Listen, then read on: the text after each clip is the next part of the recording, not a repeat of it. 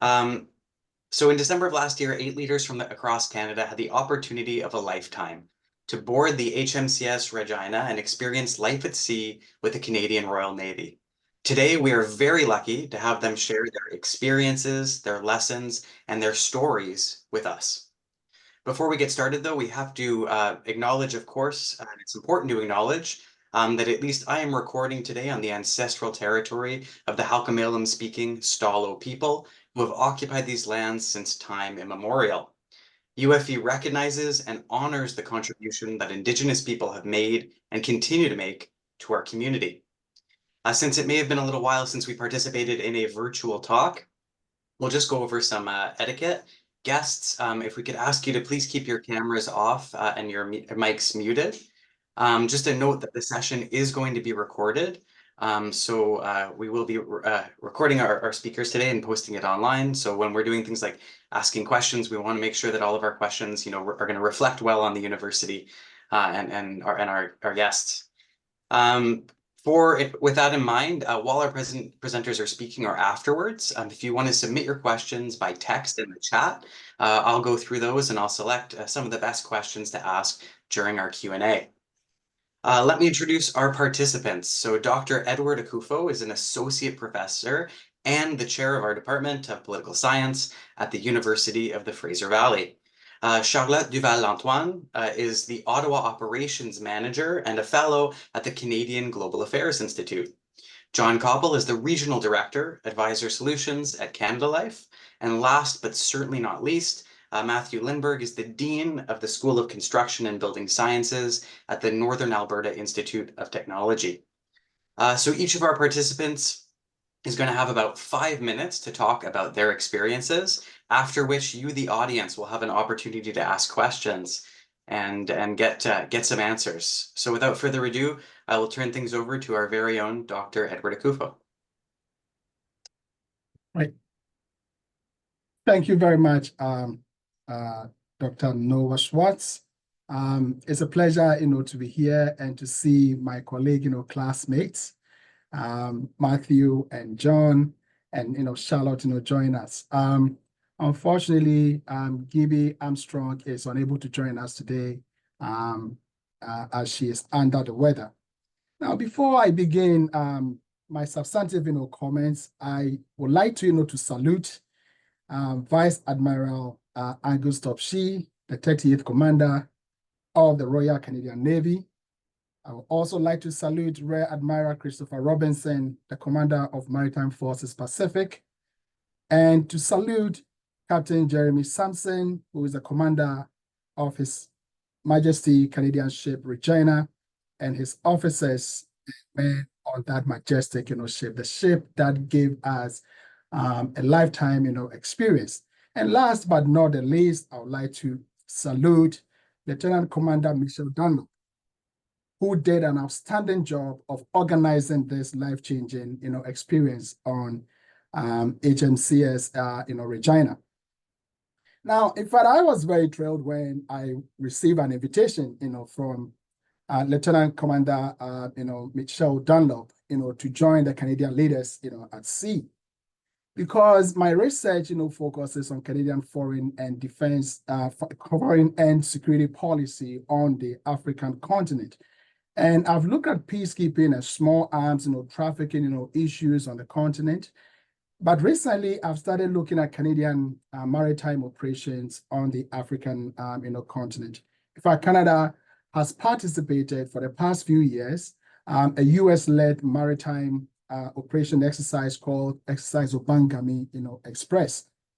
And I've been quite interested in doing that because I would like to see how Canadian peacekeeping, that is, offshore peacekeeping,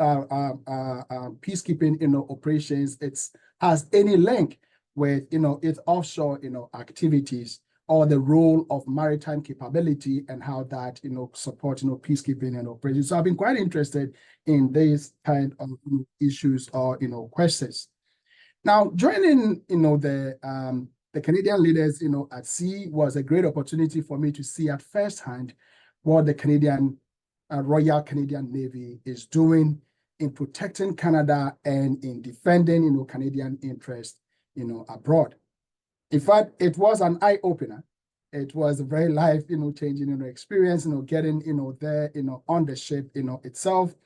And, interacting with, the officers, and men and,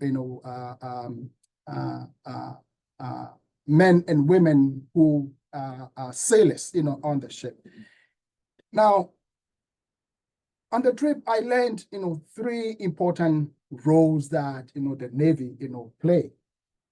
First is military, role, including, sea control and also maritime power, projection in terms of, defending Canada's territorial, borders, and also, align with other, allies in the pursuit of Canadian interests and global security, at large.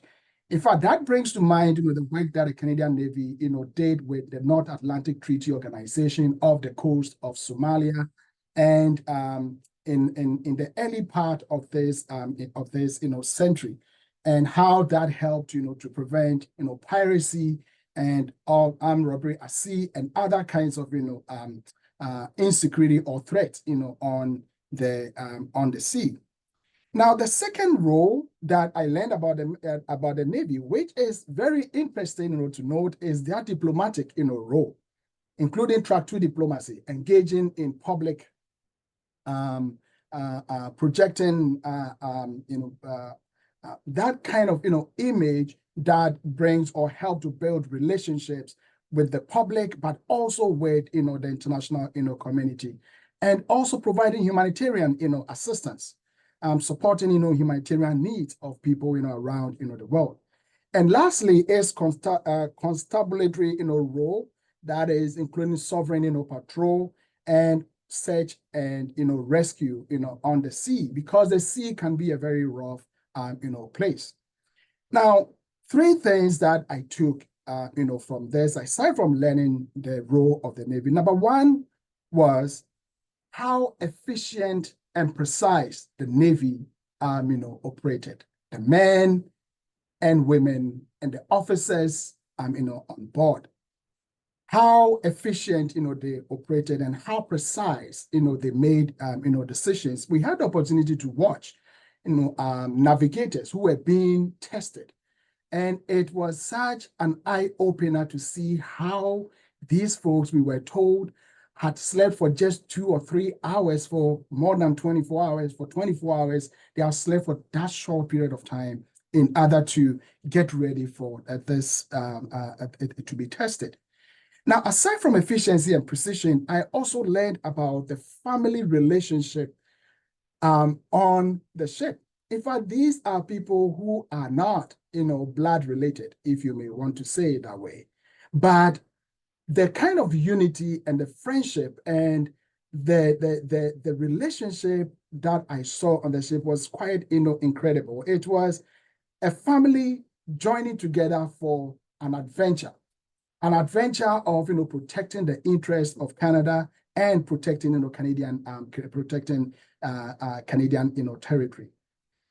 And lastly, was also an opening for me to see how female officers, specifically, both junior officers and senior officers, interacted with their male, counterparts. In fact, that is a subset of that bigger family thing that I saw, on the ship. And that was really a pleasant sight, to see, because of all the bad media about, the Canadian, military in the news for the past, few years, now. So this was quite an incredible, experience, for me. It was clearly an eye-opener. It taught me about how, efficient and how precise, decisions are made, and also made me appreciate even more the fact that these men and women or sailors on the ship were putting themselves on the front lines to protect my freedom and my, liberty, in Canada. But lastly, as I conclude, it also became quite clear that these ships or the Royal Canadian Navy needs people, because they are operating, some of the ships are operating with just 80%, sailors. And that means that they would like to get, people to join the Navy, and that it is also an opportunity to, go on adventure and be part of that incredible family. Thank you very much, and I'll end here and allow my colleagues to also share their views. Thanks. Thank you so much, Dr. Akuffo. And I can tell everyone from experience that, since coming back from the Navy, Dr. Akuffo runs the department like a tight ship. All right, Charlotte, I'll give you the microphone. Merci. Merci beaucoup. Thank you, Dr. Schwartz. It's hard. Edward is a tough act to follow, I gotta say. But so to explain to you why I got to be part of this program, I've been working quite a bit on military culture over the past 7 years. I was able to publish and was very lucky to publish my master's thesis on gender integration in the Canadian military during the 1990s as a book. And I'm currently doing, on top of my job at the Canadian Global Affairs Institute, I'm also doing my PhD on the influence of personnel management in the Somalia killings that happened in 1993. So I have more of an expertise on personnel, and thanks to the kind folks at stakeholder engagement here in Canada, specifically Vance White, I got put in touch with the wonderful Lieutenant Commander Dunlap, and the rest is history. I want to acknowledge that Lieutenant Commander Dunlap and Rear Admiral Robinson are here today, monitoring what we're saying, and it's all good things. Michelle and Chris, I promise. To start, I really want to emphasize how life-changing and how hard it is to describe what being on a ship is like. Because you hear a lot about it. I've been friendly with the current commander of the Navy for a while, and I know quite a few folks in the Navy, including in the reserve. So I heard about being on the ship, but it's not the same thing as being on there. And you can see the thrill that is being part of that, being on a ship and being part of a wider community. Because at this point, that's all you have, right? You're quite isolated from the rest of the world, and I'm not saying that in a bad way. Actually, I think it was. I know that we went through Navy Disneyland in a way where we were sailing through the Gulf Islands and not facing any dangerous things necessarily, but there was something peaceful about being at sea and feeling the wind and seeing how fast we were going and being around all of those wonderful people that are very committed to keeping Canada safe. To kind of follow on what Dr. Akuffo said in terms of spirit, community, and the family environment that there is in the Navy, I would like to emphasize the passion that those people have for being at sea and for the ship itself. We are very lucky in Canada to be able to see how committed those people are to the defense of the country and its safety and our safety by consequence, and the fact that they're doing that with enthusiasm despite the personnel issues that the Navy is facing. And I gotta put maybe that negative personnel spin in the situation is that the Navy does need people and needs new equipment, and both will take quite a while for it to replenish, but you can see it in people's faces that sometimes there is a burnout looming because they're working so hard and they don't always feel as supported as they could be, and that engenders a vicious cycle, right? Especially among the maritime technician trade. It became a running joke that that was looking for Martech because I didn't believe that they existed aboard a ship. So I would be excited every time I saw one. But the maritime technician trade, which is basically people that do maintenance on the ship while the ship is sailing, they don't have enough people to do the maintenance needed on the ship, which means that once it's back ashore, that ship needs maintenance for longer. But it's also that creates such a heavy workload for those people that engenders discontent, then that makes them more likely to leave, and then the shortage gets even worse.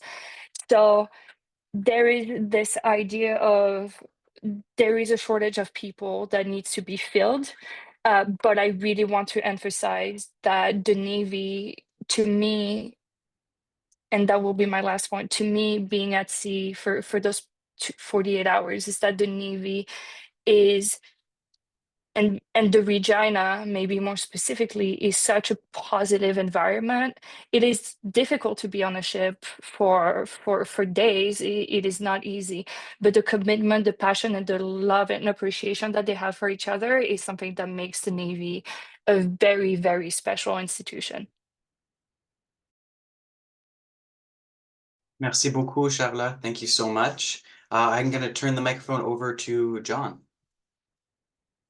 Thanks, Noah. I just noticed a moment ago that I had my old nickname on there. The last time I was on a Teams call, or a Zoom call, not a Teams call, was with my old hockey team. And so my nickname on the ice was Cops back in the old days. And so I just changed it so everyone knows who I am now. Tough acts to follow. Thank you, Edward. Thank you, Charlotte, for your comments. And I think what I'd like to comment on the original reason why I had hoped to join this program was to understand ways that I can help folks in the Navy transition to civilian life. It's actually something that I did with the Army back in a former role, and I've spent a bit of time with some friends and colleagues in the reserves, and seeing them in that transition phase between their professional career in the Navy and their professional career outside the Navy was something I was quite interested in. What I got when I arrived in Victoria was the other side of that coin. And that is that the number one priority of the Navy right now is actually to reconstitute its forces. And that comes in two forms, in the form of not only sailors and I guess just members of the armed forces, but also in the form of material and equipment. And in order to do that, what I really believe that the Navy has done a great job of is their culture in the last couple of years. I had no idea when I got on board that the culture would look a whole lot like what I see in any Canadian city or town. Men, women, first-generation Canadians, third-generation Canadians, people from every walk of life on board these ships. And that was really exciting to me, to see such a depth of character, such a depth of people. The other thing that I found was so interesting was the culture of learning. And it came in a couple of forms, experiential learning, particularly, Charlotte mentioned the Martechs. I think it was Edward and I actually that went down the stairs one night, or the ladder one night just before dinner, and one of the officers says, "Hey, come with me. Let's have a bit of fun here." And we went down into the engine room, and he started unplugging things, and then we just stood there. And about 40 seconds later, the hatch opened, and he smiled at us. And the first person that came down noticed that we were there, and he was, "Oh, it's a drill." But about 12 more people came down the ladder, and from the moment the first person came down and identified what the issue was until the 12th person had figured out what the issue was and had learned how to solve it, it was a continuous culture of learning. And once one person learned something, they passed on what they learned to the next person, then they moved on to the next problem. And so for probably 40 minutes or so, this group of 12 junior sailors figured out how to recalibrate the pitch of the rudder, the pitch of the propeller blade. And so it's just one of the many things that they would need to know. But to see a group of people who had, number one, no idea what was happening at the moment, and number two, no idea how to fix it, go from that point to learning how to do it in a very quick manner was really fascinating. So that culture of continuous improvement leadership was really interesting to me. And then another part that really jumped out at me was the Navy's desire to see its people grow and succeed in their roles. I wasn't aware of the education programs that are available within the Navy. There is, paid education that's based on service within the Navy. So for every for every month of education you go through, you have to give 2 months of service back, but that's fully paid service. Which is a wonderful way for a non-commissioned member to learn a trade, a wonderful way for for a technician to up their skills, a wonderful way for an officer to complete a degree or a secondary degree, and they guarantee your role to be something in the education space that you've learned from. So, if you want to go into the chaplaincy as an example, there are actually programs within the Navy where you can, learn theology and then go back and serve within the Navy for a period of time. And so what I found from that is as you got deeper and deeper into the education and into the learning and the culture of being in the Navy, what I found was we have a very strong Navy, a very capable Navy, and a Navy that's ready to do those three things that Edward mentioned: the diplomatic outreach, the constabulary outreach, and also the force projection as necessary. So that would be my comments for now, and I think it's Matt next.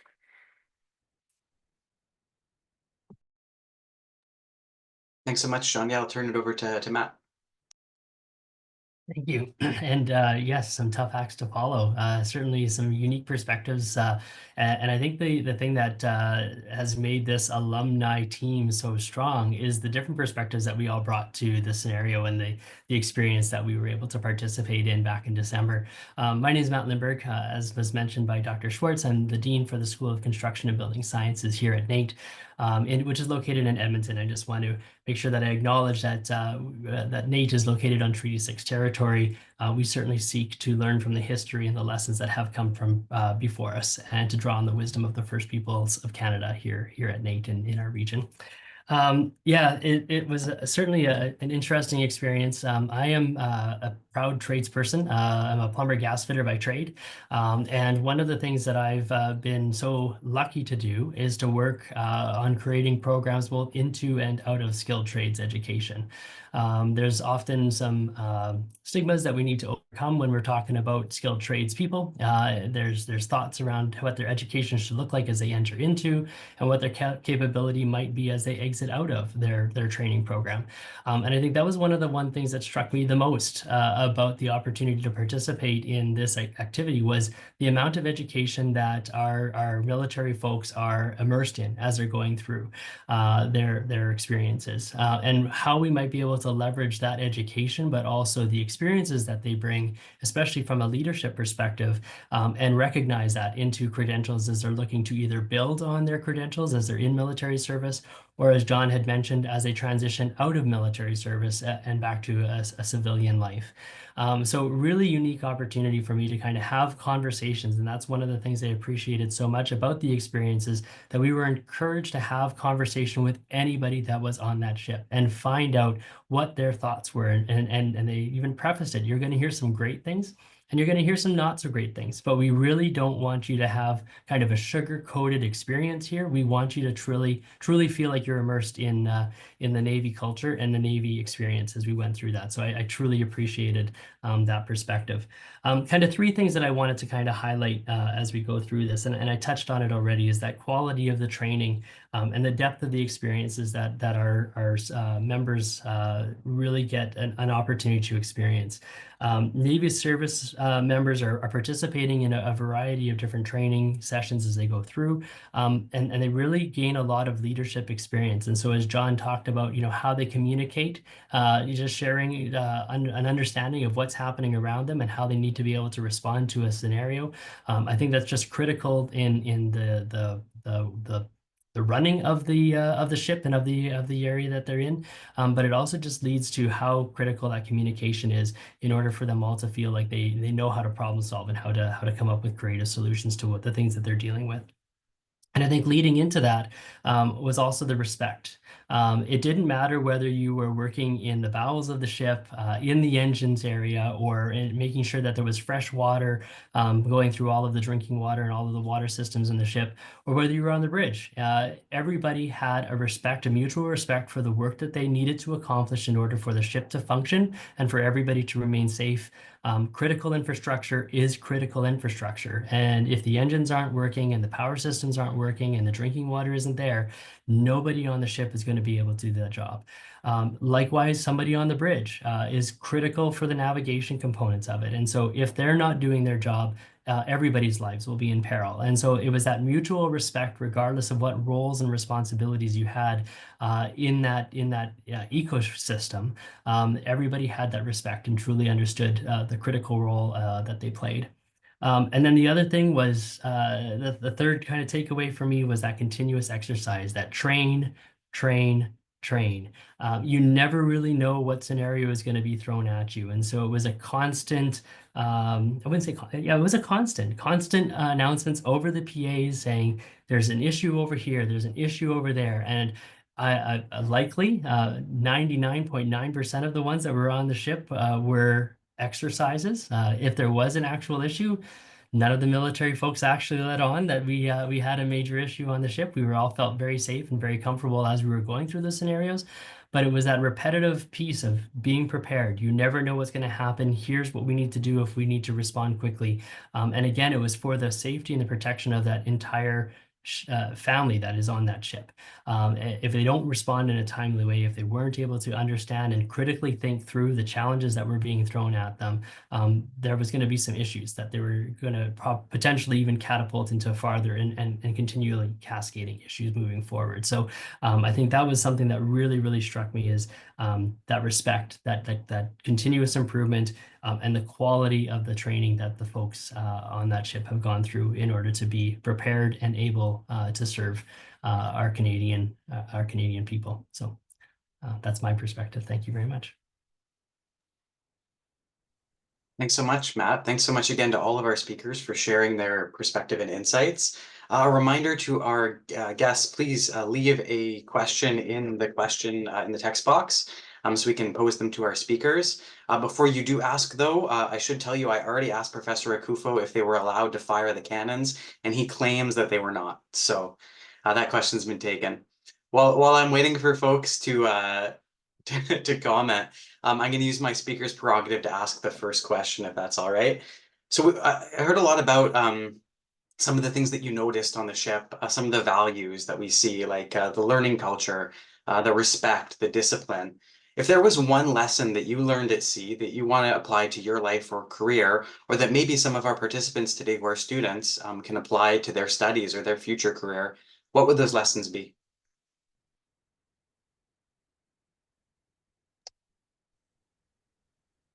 Yeah, I think I can go first and, say this. I think for me, the lessons was how thorough, the officers, were, and, the sailors in general, how thorough they were in terms of, even when it was a practice, even when it was a drill, we had opportunity of trying to show, doors and, things, like that. And the instructor was so precise in the decisions that he was making. So for me, it is how thorough, not leaving anything to chance, but being precise, being able to, to focus, to remain, calm, even in situations of, of threat, to be able to remain calm, to be thorough, to be focused, and to be concise and precise in terms of, decision making. I think that is one important quality that I saw that I can apply to my life, and I also would like to suggest to the participants or audience, to pay attention to. Thanks. Yeah, sorry, please Charlotte, go, I didn't see Matthew. your hand No, up. no. I'm sorry. Oh, you're fine. Go for it. I guess just to lean into Edward's comments there a little bit about the calmness, you know, we were able to not only experience naval life, but some of the exercises that they were doing to prepare for emergency type situations. And so when you take a look at some of the exercises that we witnessed around preparing for embracing different bulkheads for the situation or the scenario where there may be a flood on ship, the intricacy and the repetition of that to be able to function and know the steps that needed to be taken in a very emergent environment was critical to being able to work towards rectifying the situation. So I completely agree with you, Edward. It was that consistency, it was that working together, it was understanding what challenge needs to be addressed, but then also tuning out that background noise so that you could focus on the task that was at hand. And that takes a lot of training and a lot of mental preparation to be able to kind of block that out and really focus on what you need to do to be able to make sure that your comrades are staying in a safe an environment as possible. So yeah, Edward, totally echo what you were saying. And sorry, Charlotte, I didn't mean to speak over top of you. Oh no, you're fine. Don't worry. It's Zoom. It's always awkward. I'll go towards maybe something in terms of softer skills, or actually not skills, but for me, being at sea really got me to reconnect with the idea of service and community. Growing up, my school motto was réussir pour servir, succeed to serve, and that's something that is very important to me. But seeing that in action to a whole new level was just awe-inspiring, and I've been asking myself since that trip in December, how can I reconnect with this idea of service? And also it really highlighted to me that as someone that started working shortly before the pandemic, the pandemic started 6 months into my first full-time job. And in a new 6 months into a new city, community had not been a priority for me until very recently, and really going into the work that I do, whether it's my academic work or more my administrative related work, how can I emulate those values of service and community so that I can do the best job I can do? And actually, since the program, I'm actually looking into applying to the Canadian Navy Reserves. I have delayed my application a little bit because it looks like I'm getting my citizenship this year. So I'm gonna do my citizenship first so that I can alleviate the permanent residency clearance related issues for the military. But once I get my citizenship, I will be applying for the Canadian Reserves to kind of pursue this idea of community and service to the best I can. No, I'll just jump in and comment on the one thing from my position now, and that is, you know, as a leader of people, it's a values exercise. Is one of the things I really took away from this. You know, values are really measured by how you act, not by what you say they are. And I believe that, you know, what I saw on that ship was really a reflection of the values of the Navy, and that is, you know, keeping people safe, education, accountability, trustworthiness, community. Like each of those things that people did is a reflection of the values that they hold as a member of the Navy or a leader in the Navy. So that was it's one of the things that I took away that I can bring into my professional life. Thank you so much, speakers, and congratulations, félicitations, Charlotte, in becoming a Canadian citizen. That's very exciting. So I've got some questions from the audience. We've got this one from Alana. What role should the Navy play, or does the Navy play, maybe in reconciliation, given that they do not operate on land? I'll jump in really quickly on that one. There's two things that I'll mention. The first one is there is an Indigenous peoples training program as part of the education that the Navy offers. It's a 1-year preparatory leadership program, and so it's a true integration of Indigenous culture into the Navy. And then the second thing that I would mention is the Navy actually does operate on land. If you think back to just last year, I believe it was. We had some massive forest fires in central Alberta, and it was actually a Navy deployment that was responsible for working with first responders in Alberta and integrating civilian firefighters, professional wildfire firefighters, and even First Nations firefighters where the land crossed over into First Nations. There is actually a real opportunity for the Navy on land. And then I would also highlight that in most cities, there's a Naval Reserve Office, and they have a contingent of land-based naval officers and sailors that provide service in our community as well as service to the Navy when they get deployed. So I'll continue on that point of Aboriginal and Indigenous programs. If I remember well, and Michelle, not to put you on the spot, if you can correct me if I'm wrong, but the Arctic Offshore Patrol ships, or more commonly known as the Harry the Wolf class of ships, they are tied to Arctic regions, and there is a tie to Indigenous community. I know that the Harry the Wolf I think it was last year in 2024, did a very significant reconciliation mission where it brought Indigenous elders to the north of Newfoundland so that they could hunt on their ancestral land. And that is something that the Navy did not advertise, but it was a fantastic thing that they did. So they do things like that on top of all the CAF-wide programs that Canadian Armed Forces programs that are in place to advance the leadership of Indigenous people. There are specific programs to join the Royal Military College as well.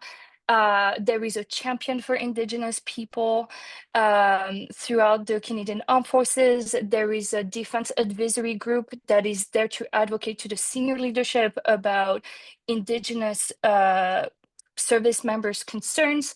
There was a change in dress regulation to allow more flexibility for one's tradition in terms of grooming, including long braids for Indigenous service members that do carry their hair this way. And also I would like, even though it's not the Navy, I would like to emphasize that the past commander of the Army, General Jocelyn Paul, is an Indigenous person himself. So there are leaders, there are programs, and there are active efforts towards reconciliation that the military is moving towards, and the Navy more specifically. It's in its own way, but yeah, I think it's important to emphasize those. That's great. Thank you, speakers. Oh, sorry, Edward, did you want to jump in or? Just a quick addition, here. It was also great, to meet some people of Indigenous, background on the ship, and that was, a pleasant sight, to see, So I think that is one of the processes of, reconciliation, integrating Indigenous, folks into the Royal Canadian Navy. Now, at the policy level, I think I would also like to mention that, the Arctic Council, consults with, with Indigenous, groups. So, and Canada is one of the members of the Arctic, Council. So through that, we can see, collaboration and, participation in decision-making on issues that impact on Indigenous, folks who live in the Arctic and, beyond. Thank you. Thank you so much, speakers. Another question, this one from Zach. What is one thing each of the speakers think the public should know about the Canadian Navy?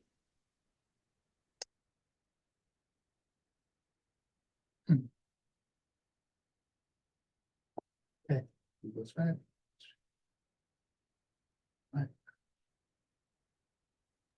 I think I would like to say one thing that I will like to say to everyone to know about the Canadian Navy is the endless opportunity it provides people for adventure whilst doing something that you love. In fact, the diversity in the Navy in terms of different professions and people from different if you will racial backgrounds and all that, and that sense of community, that sense of family in there, it is so great.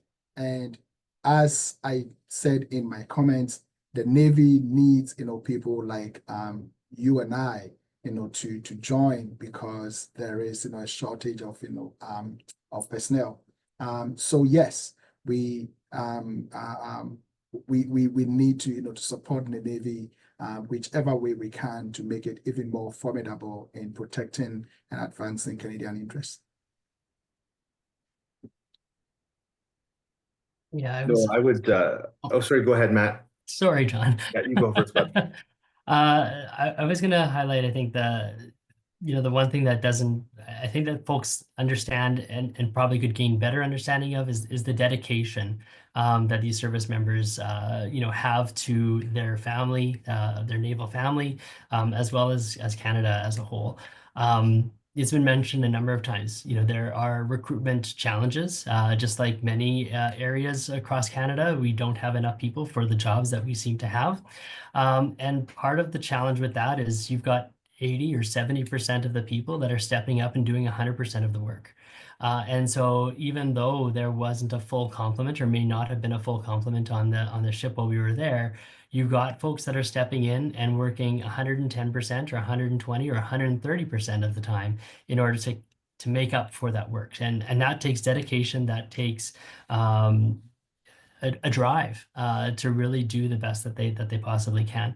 Now, to say that doesn't mean that they don't get downtime and time to relax and time to de-stress. That absolutely was a critical component of it as well. And I think when you talk about family and that you've got some family members that might be struggling, I really got a sense that they were there to be there to celebrate with you, but they were also there to be there when you needed them, because you needed a shoulder to cry on, or you needed a hand up. And I think that was one thing that really resonated with me was, that family that they create, the play hard, the party hard, but they're there to kind of celebrate and lift each other up as they go through that piece. And so I think that's one thing I would kind of champion as something that folks really need to make sure they understand. I think I'd like to say that I would want people to know that the Navy keeps its promises. One of the things that was shared to me by people in not only the junior mess, but also up at the officer level was, like, they joined typically for that adventure to see the world, but as part of their career, they also determined that they wanted something else out of it. And the promise that the Navy makes is that if you put in the effort and you study hard and you try hard, you will always have an opportunity to advance in your career. There were folks that we met, there were officers that had done a transition from a non-commissioned role into an officer role. There were other folks that we had met who had done training outside of the Navy in their trade, that got to come back and do their service and do the time, but they got to learn from it. And the promise of having a great career and seeing the world and upskilling is one that the Navy does keep, and I don't know that that's well known.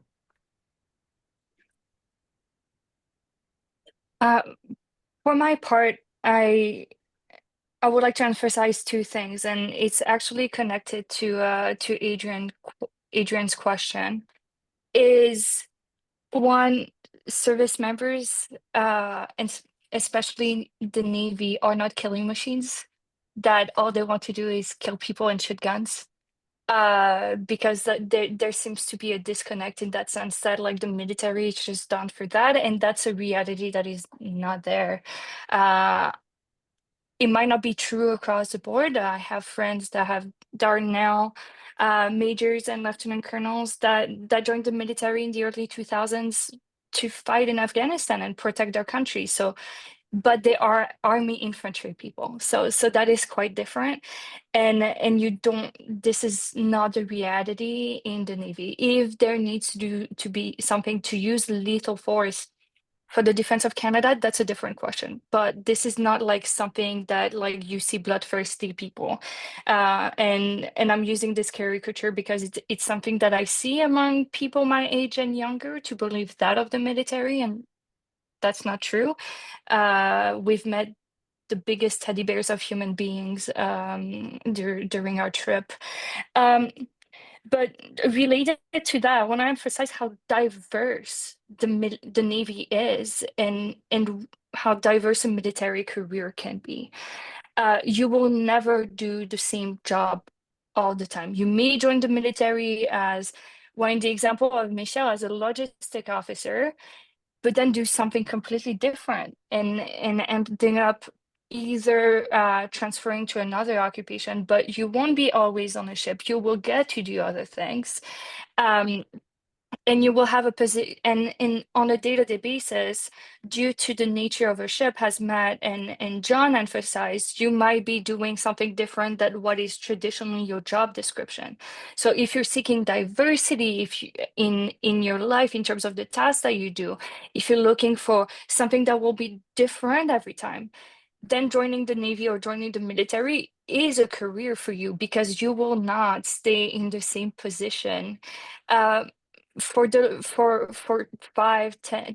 years. I mean, if you are, then there is a bigger problem, but this is the diversity of a military career. And even to go back to another point that John made earlier, is that you can end up, even as a Navy person, you can end up being deployed in a non-Navy mission. I want to take the example of Angus Topshee, the commander of the Navy, who ended up being deployed in Afghanistan, which is a landlocked country, and he served in Kandahar. So to emphasize that your life's not gonna be the same. It is not one note. It is not one color, and it is not. There is one goal, overall goal, and that's the defense of Canada. But the way that you're gonna do this throughout your military career is gonna be very different throughout. Thank you, speakers. We've got about 12 minutes left and a lot of great questions, so I might have to do some hybrid questions. This one is going to be a combination of Ashik and Gareth's question. So we hear a lot about the amount that Canada invests in its military and Canada's military preparedness when it comes to doing things that we need to do, like that core mission of defending Canada, but also defending Canada's interests abroad, maybe engaging in peacekeeping, something that Canada has a long reputation of doing, of conflict intervention. What was your opinion on the Navy's preparedness before you went aboard? And has that changed at all since you've been at sea?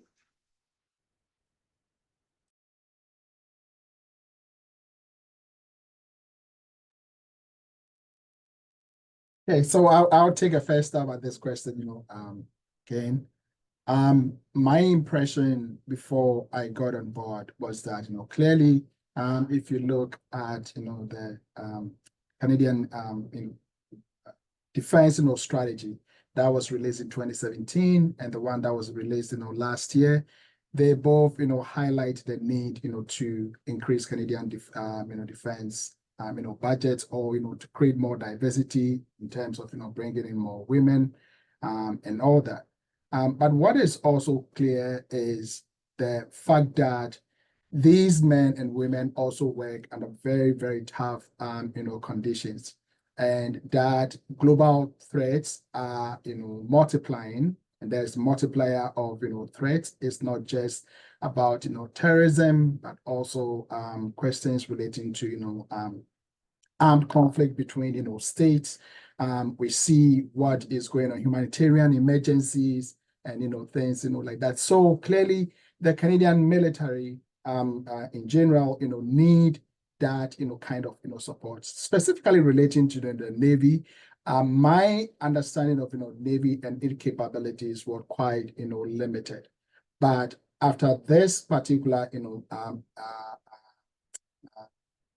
adventure, I've come to, understand even why it is more important, to provide, more capability, to the Navy in terms of, more funding, to the Navy.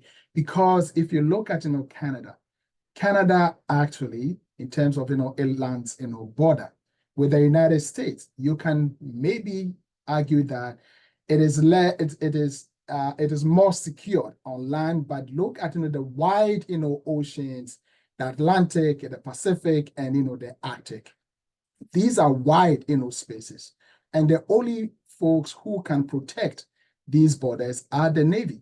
So we really need a lot of, support, for the Navy, not only in terms of material, but also in terms of personnel, and, encourage, people to join, the Navy. So my view after joining this program is that it has even made me more resolved, to advocate even more for more resources to be given to the Canadian military in general, but also to the Navy specifically, because of, the wide, area of, if you will, sea or ocean that they have to protect. Yeah, thank you.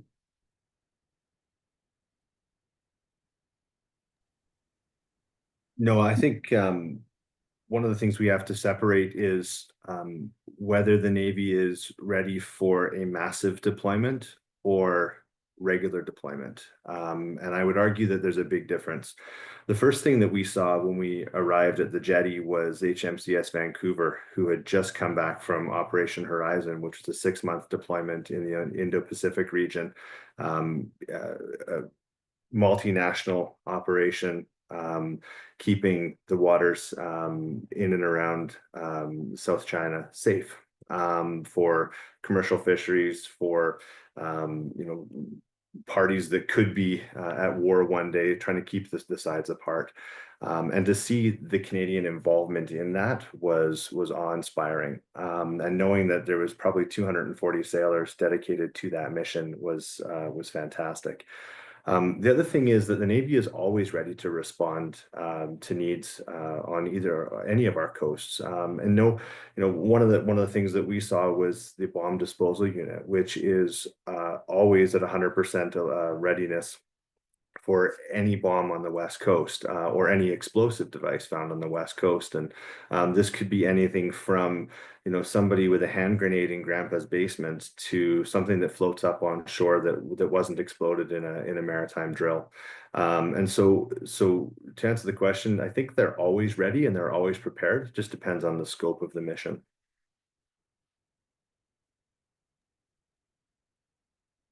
Yeah, going into the exercise, I was curious around, how our allies see the Canadian Navy when it comes to those partners and the technology that our ships have on board. Understanding, and it was a conversation that was happening quite frequently about the infrastructure needs that Canada has from a Navy experience and the age of our ships, and how we are pushing the lifespan of some of the ships that are going to be essential for us to be able to continue to protect those borders, like Edward had mentioned, and kind of make sure that we have the ability to address issues that might be coming, regardless of whether that's East Coast, West Coast, or North Coast for us. And so how do we make sure we've got that? I think I was pleased to hear how well respected we actually are, and that we are seen from the folks that I chatted with as comrades in this piece. Shortly after we were done on the HMS Regina, they were heading to an exercise in Hawaii where they were going to be practicing naval exercises alongside of the U.S. Navy. And so understanding that there, again, there's that camaraderie, that respect for folks, and understanding the role that each of the allies play in the security of the countries that are part of that allied forces is a critical piece. And I think that was one thing that I was pleased to hear. You often hear about the investments that our neighbors to the south make in their military arms, and we have more to do for sure. Canada has a lot of investment that is going to be required, especially in the coming years as our infrastructure continues to age out. Again, we've got our part to play, but we're still respected in that space, and they understand the impact that our military service plays on the security of North America overall.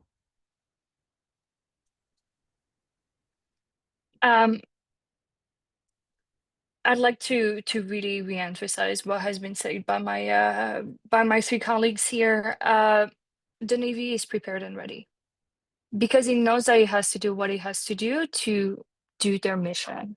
And I don't think that I mean, we should be concerned about the potential strain that personnel shortage and those delay in the delivery of the Canadian surface combatants might do to the Canadian Navy right now and its people in the short and medium term.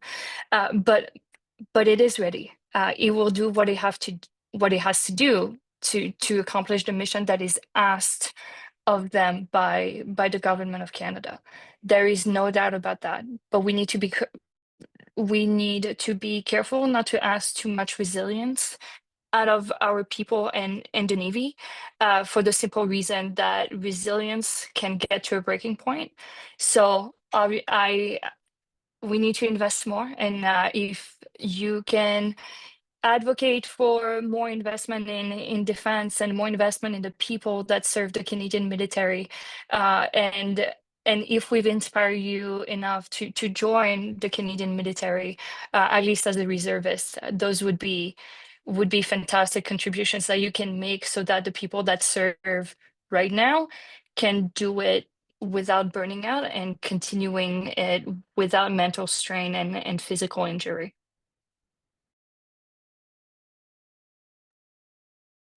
Thank you so much. We are about at time, so I'm going to thank our speakers so much for sharing your experiences and your perspectives with us on behalf of all of our guests. I think I can say that it has been an absolute pleasure to be able to hear from you and to learn more about Canada's Navy and the role that they're playing and what it's like to be aboard a Navy ship. I think that's something that many of us can only sort of imagine or sort of dream of. So it's amazing that you got that experience, and I think we're all very jealous.